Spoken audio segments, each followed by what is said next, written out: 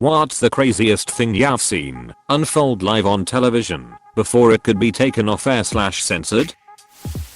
When I was around 7 years old in Panama City, Florida, two teenagers hacked into the local newsfeed. We were in the living room watching the news, and it started to break up and then went to snow. Before my dad could get up to mess with the rabbit ears, the signal resolved to show two kids in a bedroom looking at something off screen. Then they looked at the camera. Once they realized they were on live TV, they started screaming and hugging each other and jumping around yelling, "We did it! We did it! Ah!" After a few seconds the signal resolved and went back to the newscaster, who apologized for the disruption. Then they just went back to reporting the news like nothing happened. That's actually kind of cute, haha. The Challenger exploding. When I was in elementary school, the whole school was watching it on TV in the auditorium. After Hurricane Katrina, the people stuck in snow at the stadium and gathered on a freeway overpass dying of thirst and hungry as hell. News saying the government didn't know where people were, so they couldn't drop food and water was surreal, because the news crews literally had the people on TV with captions of their locations, but nope. Both local and federal government couldn't figure it out. When I was a kid, TV shows were interrupted all the time for high-speed chases and police standoffs. One time a helicopter was tracking a guy who was driving through a field. The driver hopped out of his van with a shotgun. The reporter was telling the helicopter to pan away from the shot, but they didn't. The driver then put the shotgun in his mouth and blew his head off on live TV. The camera cut and came back to the in-studio reporter, who had a defeated WTF look on his face. I swear this led to less situations like this being shown on TV. This is so stupid, but I was a youngin' when it happened. A guy was holding up a sign on the Today Show or some national morning TV show that said "Marry me Julia" or something like that. Willard Scott or Al Roker or someone went up to the guy and said, "Tell us a little about Julia," and the guy was like, "Nope, I'd rather marry Steve," and started making out on camera with the guy next to him.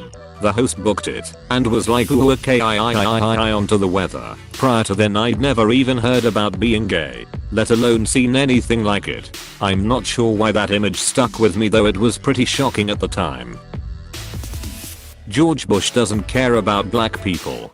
Kanye West. I will never forget the look on Mike Myers' face. When I was a kid, I was watching the news and saw some people in Sarajevo, I think, being pulled off the back of a truck and shot. Teenage boys and men. Never forgot it. It was daytime, and I think it might have been live, the BBC or something, but it has stayed with me ever since. I was watching a live broadcast in Texas. The reporter was saying that every year the police have to burn all of the drugs that they seize in all their drug busts. It was mostly huge piles of marijuana, probably a 10-foot high or so pile. The reporter was in the foreground, and she mentioned that most of the police were off duty and volunteering to be there so that the blaze wouldn't get out of control. So all these police and this pile of weed are in the background, and it is lit as the pile starts roaring into a big bonfire. Even I could tell that they were standing way too close to it. At least 30 or 40 police officers all standing really close to this bonfire with their backs to the camera. So this reporter decides to ask one of them a question and walks over and taps one of them on the shoulder. This high-up police officer turns around as this reporter is asking him something, and he looks directly at the camera with these squinty red eyes and goes, "Wow, the duck." That time Randy Johnson vaporized a bat with his pitch. I was at a sports bar with my parents and half paying attention to the game when I saw the ball explode into a big poof of feathers. I watched the infamous Beyonce had the best music video of all time. Can I moment live? I wasn't totally paying attention to the show. Like I watched Taylor Swift's name read out and went back to looking down at my laptop. But I do remember glancing up from my laptop and seeing Kanye West walking up to the mic and thinking, okay, is he like on the album too? When he started, "Yo Taylor, I'm really happy for you," I was like, what is he doing? When he finished, my mouth was wide open. I couldn't believe it. I was never a Taylor Swift fan, but my god, did I really feel for her in that moment, and was so angry at him on her behalf. I kept watching to see if they would acknowledge it or throw him out, but they didn't. Props to Beyonce though. When she won her award later on, she graciously gave up her speech to allow Taylor to come back to do her speech. Watching the whole Academy Awards read the wrong envelope Moonlight / La La Land Best Picture mix-up live was pretty wild too. It wasn't so crazy as much as the impact of it was to television. But the Janet Jackson boob was so bizarre. It seemed completely planned and everyone was unsure as to what exactly was supposed to happen. But it seemed like something that wasn't supposed to. It was all very puzzling, and then the controversy started blowing up. I didn't see it, but I remember reading all about Owen Hart falling to his death on live television. If I had been watching, that easily would have been the craziest thing I've ever seen. Along with the saddest and absolute worst. I swear I've seen it, but I've never found it again. David Letterman was hosting The Tonight Show, and he had a pair of ferrets on his desk. The zoo guy was talking about them, and they freaked out and started running around his desk. Their leash got caught in the microphone, so they started going in circles, defecating the whole time, even splashing David. They went to commercial and afterwards the ferrets were gone, and David was cleaned up. I had never laughed so hard. I wish I could provide the link, but it was a NHL game, and one player fell, and his skate cut the jugular of his opponent. Blood squirted out like a hose, staining the ice, sending him immediately to the locker room, and a full recovery was had. When I went to look it up the next day, I clicked on the first thing without checking, and ended up with my first computer virus. Apparently, sick ducks like to duck with other sick ducks looking up someone else's demise. Lesson learned. When Henry Surtees was hit and killed by a wheel mid-race in the Formula 2, it just happened so quickly you couldn't process what you'd actually seen. Felipe Massa's accident at Hungary GP in the zeros. You just saw a flash of something, then he was nose first in the tire barrier with the accelerator still depressed. He eventually recovered, but his eyebrow never moved again. Tyson biting Holyfield's ear. Can I I'll let you finish, but lots of other answers on here that are the same as what I would say too. But one I haven't seen is Dale Earnhardt SR's death in the last turn of the last lap at Daytona. It was crazy because it looked like such an innocuous crash. Even watching live, it didn't seem like a big deal, and so shocking when we learned he had passed away. I really enjoyed rooting for the number 3 car. After that my interest in NASCAR pretty much dwindled and went away. The reporters reporting, live on 9/11, covered in dirt, crying, swearing, telling it as it was, utterly terrifying. I would have never considered recording something so horrific, but now that it's all gone I wish I could go back and see that raw humanity again. Antoine Hubert's fatal crash in Belgium last year. The amount of carnage and debris from the cars on the racetrack was so shocking, but I was so used to seeing drivers walk away. Learning he had died shortly after was heartbreak. In the 90s, MTV was on in the background, and downtown Julie Brown was hosting some sort of pool party weekend thing. They were going to commercial, so as she was talking to the camera, saying what was going to be going on after the commercial, some dude started getting closer and started grinding up against her just as she was done, and before they cut to the commercial, she pushed the dude off her and she yelled, "Get the duck off of me." This just happened a month ago. Not sure if it was national news, but the Cincinnati Reds announcer, during the first game of a doubleheader, got caught on a hot mic using a gay slur. I had to rewind it to make sure I heard him correctly. During the next couple of hours, the sports world blew up on the internet, and he, presumably oblivious, finished calling the first game, then started the second game. Then around the 4th inning, he faces the camera and gives an apology for what he said, told the viewing audience he might never be back, and during his apology, a player hits a home run, and he calls the home run during his apology, and then he was gone forever. Not exactly an on-air suicide or whatever, but it was an incredibly bizarre situation.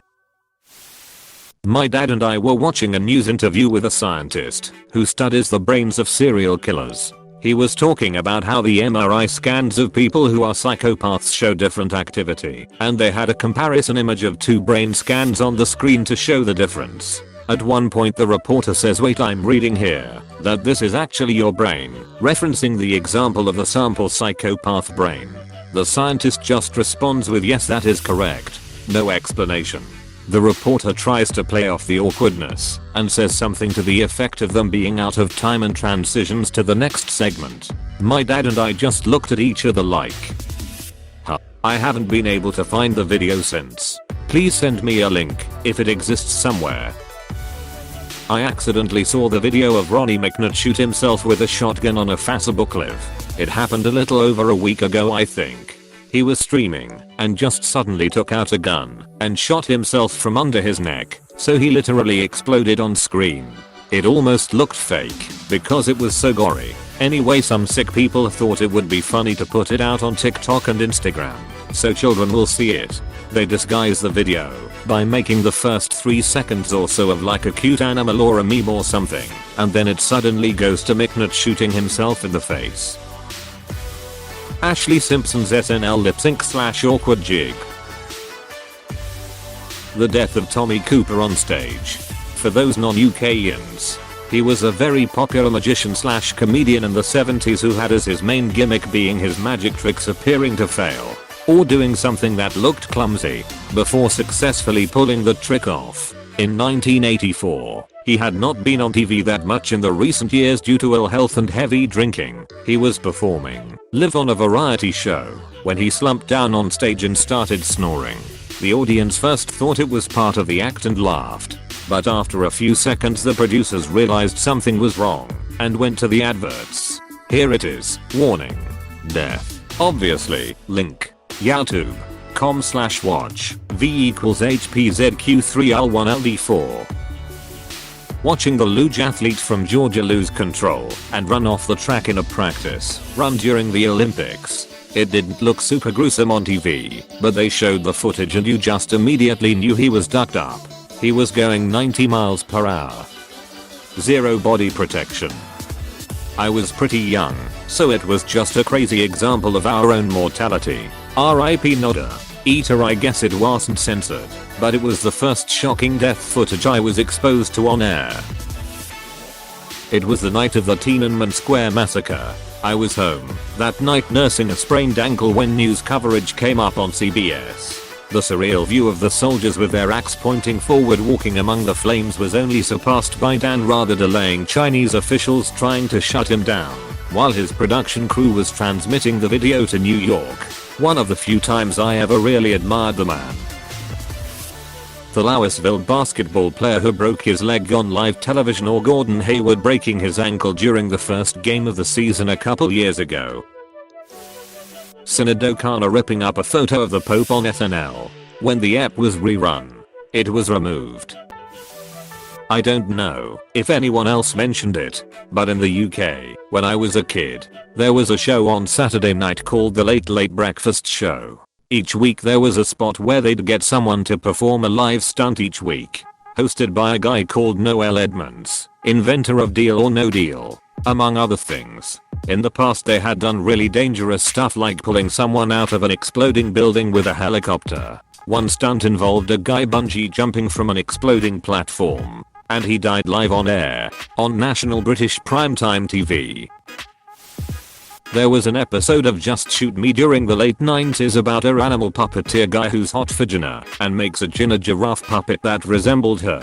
During the end credits the mayor puppet reads a statement. I recently engaged in an affair with Gina giraffe that was improper. In fact it was wrong, and I deeply regret it. I hope we can all put this behind us and get on with the business of running Magic Town. It took me a minute, but finally realized they were spoofing Clinton's confession about Monica Lewinsky. Also watched the repeat a few months later waiting for it, but it was suspiciously removed.